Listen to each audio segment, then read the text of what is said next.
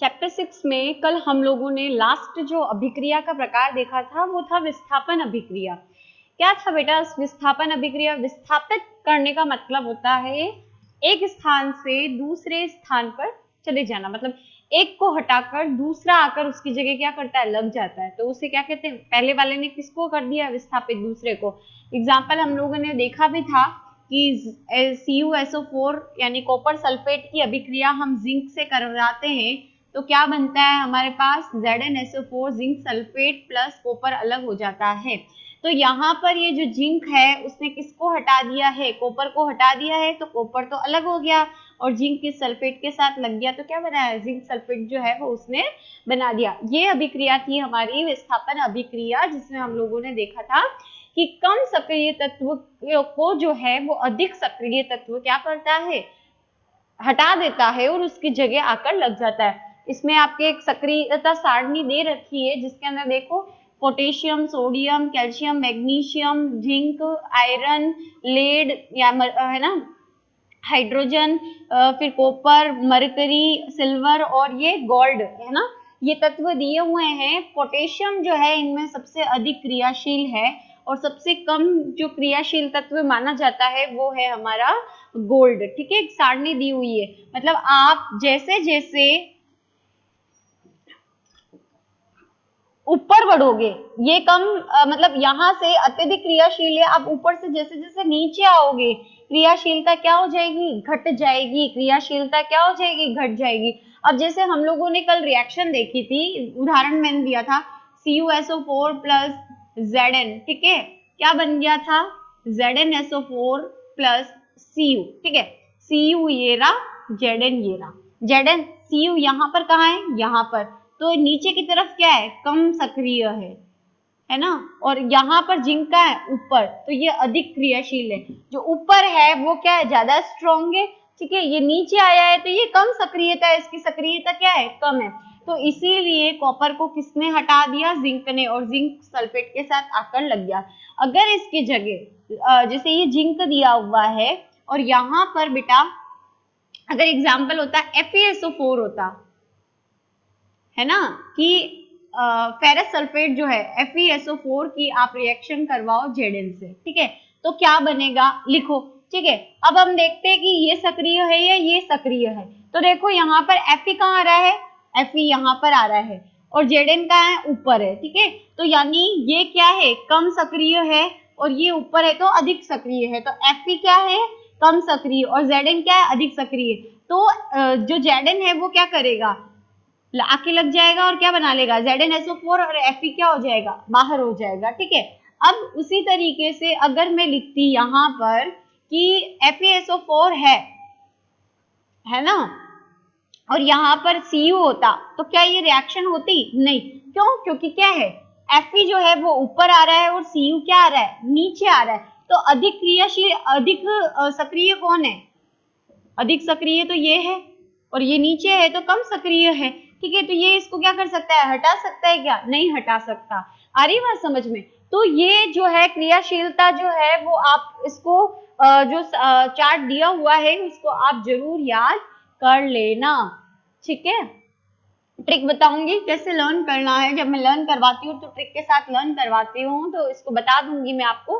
तो ये विस्थापन अभिक्रिया की चार्ट है, वो आप चीज ध्यान रखना, ये आपको याद करनी पड़ेगी क्योंकि आपको रिएक्शन कोई भी दे सकता है, आपको हटा के बनानी पड़ेगी। फिर आता है द्विविस्थापन। विस्थापन में तो क्या हो रहा था? जो समूह था परमाणुओं का, है ना, उस परमाणु समूह में से एक परमाणु क्या हो रहा था? विस्थापित हो रहा था। यानी यहाँ पर CuSO4 है प्लस Zn था तो Zn ने CuSO4 को मतलब इसकी जगह ले ली। लेकिन यहाँ पर द्वि है, मतलब दो परमाणु क्या होंगे? विस्थापित होंगे। दो परमाणु अपनी जगह क्या करेंगे? तो एक्सचेंज करेंगे। अब द्विविस्थापन में देखो, इस रासायनिक अभिक्रिया में अभिकारकों के परमाणु या परमाणु समूह आपस में विस्थापित हो जाते हैं और नए यौगिकों का निर्माण करते हैं। जैसे ये A तत्व, A जो है वो परमाणु है, ये B है, ठीक है, ये अभिकारक पहला है, ये C परमाणु है, ये D परमाणु है, ये दूसरे अभिकारक में आपस में क्या हुए हैं? जुड़े हुए, ठीक है। अब द्विविस्थापन है मतलब दो का विस्थापन होगा। यहाँ पर देखो A किसके साथ जुड़ गया है? D के साथ। ये एडी, ये नया उत्पाद बन गया एक।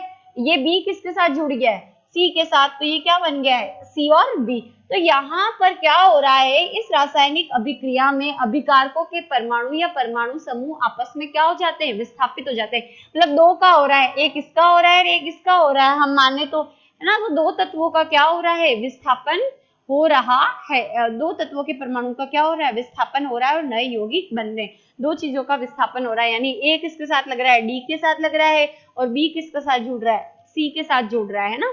तो दो परमाणुओं का यहाँ पर विस्थापन हो रहा है। उदाहरण देखते हैं तो क्या है, CuSO4 इसकी रिएक्शन करवाई NaOH के साथ, तो क्या बना, CuOH का ऑल्टवाइज, ठीक है, और Na2SO4। इसको हम लोग समझेंगे कैसे ये रिएक्शन हुई है, कैसे बना है। तो देखो यहाँ पर देखो बेटा कैसे क्या होगा, कॉपर सल्फेट है, इसकी सोडियम हाइड्रोक्साइड के साथ हमने रिएक्शन करवाई। ये क्या है, कॉपर सल्फेट, इसकी हमने किसके साथ रिएक्शन करवाई, सोडियम हाइड्रोक्साइड। तो क्या बना, कॉपर हाइड्रोक्साइड और सोडियम सल्फेट हमारे पास क्या होता है, बनता है। तो रिएक्शन कैसे हुई, कैसे बना, इसके ऊपर कॉपर के ऊपर चार्ज है प्लस, SO4 के ऊपर माइनस है, ठीक है। इसकी जो है संयोजकता होती है 2, इसकी होती है -2, ठीक है।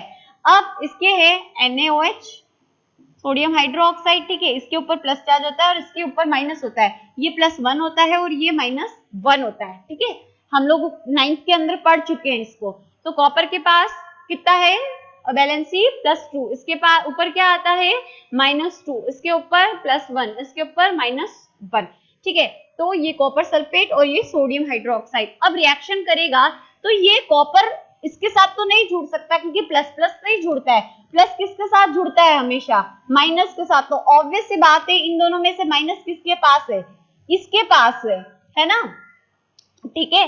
तो ये किसके साथ आके जुड़ेगा, Cu, ठीक है, और OH हो जाएगा। लेकिन ये तो हुआ नहीं, हमें क्या लाना है। अब आप बोलोगे कि मैडम ये तो CuOH का होल्टवाइज आपने कर रखा है ना, यानी कॉपर हाइड्रोक्साइड आप तो ऐसे बना रहे हो, और यहाँ पर तो देखते हैं हम तो क्या हो गया, Cu और NaOH ही हो रहा है। तो ये 2 कहाँ से आया, तो देखो बेटा कैसे आया। जैसे अगर मैं इसको बताऊं तुम्हें, तो हम लोगों ने अणु बनाना सीखा था, तो 9th के अंदर आप लोग ऑलरेडी सीख चुके हो। प्लस वाला है कॉपर, तो ये माइनस वाले के साथ ही जाकर जुड़ेगा, यानी ये प्लस है और SO4 माइनस है, और यहाँ पर Na प्लस है, अभी 1 को भूल जाओ, और HO के पास माइनस है ना। तो ये प्लस हमेशा माइनस के साथ जुड़ता है, इसके ऊपर माइनस है ना, तो इसी के साथ जुड़ेगा। प्लस कभी भी प्लस के साथ तो जुड़ नहीं सकता है ना, रिपल्शन होता है प्लस प्लस में। और ये Na किसके साथ जुड़ेगा, Na प्लस है और ये माइनस है, तो ये आपस में जुड़ेंगे। अब ये कॉपर है, ये इससे दूर जा रहा है, ये माइनस वाला है तो इससे जुड़ जा रहा है, तो इसके साथ जाएगा नहीं, इसके साथ जुड़ता है, इसलिए CuOH जुड़ा। ये बात तो आपको समझ में आ गई होगी, ठीक है। अब इसके बाद ये CuOH2 लिख रहे हैं हम, ये 2 कहाँ से आया, यहाँ पर देखो। तो देखो कॉपर के ऊपर वैलेंसी हमारी +2, ठीक है, और इसके ऊपर है OH के ऊपर है -1। तो हम जब भी अणु बनाते हैं तो क्या करते हैं, इसको क्रॉस और इसको क्रॉस, इसकी वैलेंसी इसके लिए काउंट करते हैं, इसके लिए करते हैं। तो Cu के लिए -1 आ रही है, तो ये तो 1 ही रहेगा, हम कुछ नहीं लिखते। लेकिन इसके ऊपर कॉपर की कितनी वैलेंसी +2, तो इसकी क्या काउंट होगी, +2, है ना। तो ये होल्ट वाइज क्या हो गया, 2, इसीलिए ये क्या हो गया, OH2 हो गया। आ रही बात समझ में। गुणा हम करवाते हैं, व्रज गुणा, उल्टा गुणा करवाते हैं हम लोग, है ना। फिर उसके बाद आता है नेक्स्ट हमारा बन रहा है Na2SO4। तो कैसे बनेगा, Na है, SO4 के ऊपर क्या चार्ज है, माइनस है, ठीक है। अब कॉपर तो जाके जुड़ गया इससे, तो ये प्लस है, Na क्या है हमारे प्लस है, और SO4 सल्फेट के ऊपर क्या कौन सा चार्ज है, माइनस चार्ज है ना। तो अब इससे हमारे पास क्या बनेगा, Na2SO4 बन रहा है, ठीक है। अब ये Na, अब भाई आप देखोगे तो आप अगर इसको और इसको जोड़ते हो तो आप तो बोलोगे NaSO4 बन रहा है मैडम, अब ये 2 कहाँ से आया, है ना। तो अब इसको समझेंगे हम लोग कि SO4 की वैलेंसी, सल्फेट के ऊपर चार्ज लगता है -2, इसके ऊपर क्या लगता है चार्ज, Na के ऊपर +1। वही हम लोग क्रॉस मल्टीप्लीकेशन करवाते हैं इसका, तो Na के लिए क्या काउंट होगा, इसके ऊपर क्या है 2, तो Na के लिए होगा 2, तो ये 2 आ गया। SO4 के लिए क्या काउंट होगा, इसकी वैलेंसी +1, तो ये SO4 हो गया। ठीक है, अब चूंकि यहाँ पर क्या है, नहीं है ना, अब यहाँ पर OH देखो, OH कितना है 2 मॉलिक्यूल, और यहाँ Na के कितने हैं, यहाँ पर Na कितना है 2 है, लेकिन यहाँ पर एक ही है, इसीलिए आगे हमने क्या लगाया है, OH के नीचे 2 लग रहा है, 2 हो गए। यहाँ पर Na के नीचे भी 2 लग रहा है, तो ये कितना हो गया 2 हो गया, इसीलिए आगे वैलेंसी में हमने क्या लग दिया 2, तो ये हमने यहाँ पर 2 लगा दिया। आगे समझ में, तो ये पहली रिएक्शन है। उसके बाद नेक्स्ट अगर हम लोग समझते हैं तो AgNO3KCl यानी सिल्वर नाइट्रेट की हम क्या करेंगे, पोटेशियम क्लोराइड जो होती है उससे रिएक्शन करवाते हैं, तो क्या बनता है AgClKnNO3। तो यहाँ पर Ag के ऊपर क्या है, प्लस चार्ज धातु है ना, इसके ऊपर माइनस, ठीक है, सिल्वर नाइट्रेट, ठीक है, नाइट्रेट NO3, इसके ऊपर प्लस चार्ज है, पोटेशियम है, क्लोराइड है, माइनस चार्ज है। ठीक है, अब ये प्लस किसके साथ लगेगा, इस माइनस के साथ, और ये प्लस किसके साथ आके जुड़ेगा, इस माइनस के साथ, है ना। तो देखो क्या हो गया, AgNO3 प्लस KCl, तो क्या हो गया बेटा, अगर ये प्लस है, ये माइनस है, ये प्लस है, ये माइनस है, तो ये इसके साथ जुड़ेगा तो क्या बन जाएगा, प्लस पहले लिखते हैं ना AgCl, ठीक है, पहले प्लस वाला लिखेंगे फिर माइनस लिखेंगे, ये चीज ध्यान रखना। तो AgCl बन गया। अब यहाँ पर ये K किसके साथ जुड़ेगा, इस माइनस वाले के साथ, तो क्या हो जाएगा, प्लस पहले लिखेंगे तो क्या आ जाएगा, प्लस किसके पास है, इन दोनों में से K के पास है, तो पहले क्या लिखेंगे K, और फिर आ जाएगा NO3। ठीक है, अब यहाँ पर मैम आपने तो ब्रज गुणा करवा कर कि 2 वगैरह लगाया, इन पे नहीं लगेगा, तो इन पे भी बेटा अगर हम देखते हैं तो इसकी +1 होती है, इसकी -1 होती है, इसके ऊपर +1 होता है, इसके -1 होता है ना चार्ज इसके ऊपर। तो यहाँ पर Ag के ऊपर अगर +1 है, ये किसके साथ जाके जुड़ रहा है, Cl के माइनस, Cl की वैलेंसी कितनी है -1, ठीक है, इसके ऊपर चार्ज -1 है, तो क्रॉस करोगे तो 1 1 ही रहेगा, 1 1 तो क्रॉस हो गया, इसीलिए सिंपल AgCl हो गया। फिर उसके बाद ये K किसके साथ जुड़ रहा है, पोटेशियम किसके साथ जुड़ रहा है, NO3, ठीक है, नाइट्रेट के साथ। तो यहाँ पर K के पास कितना चार्ज है, +1, नाइट्रेट के पास कितना है, NO3, -1, प्लस माइनस कट गया, तो ये क्या हो गया KNO3। हमेशा ध्यान रखना, जब भी आप अभिक्रिया करते हो, जब भी आप रिएक्शन करवाते हो, सिंपल सी बात है, मैं वापस रिएक्शन आपको एक बार समझा देती हूँ कि AgNO3 है, ठीक है, प्लस KCl है, आयंस आपको याद होने चाहिए किसका कितना है, ये चीज ध्यान रखना। तो यहाँ पर प्लस है, यहाँ पर माइनस है, यहाँ पर प्लस है, यहाँ पर माइनस है, तो प्लस वाला हमेशा माइनस के साथ जुड़ेगा, ये प्लस वाला, और प्लस वाले को हम पहले लिखेंगे, माइनस वाले को बाद में, इसीलिए Ag पहले आया और ये माइनस वाला बाद में आया।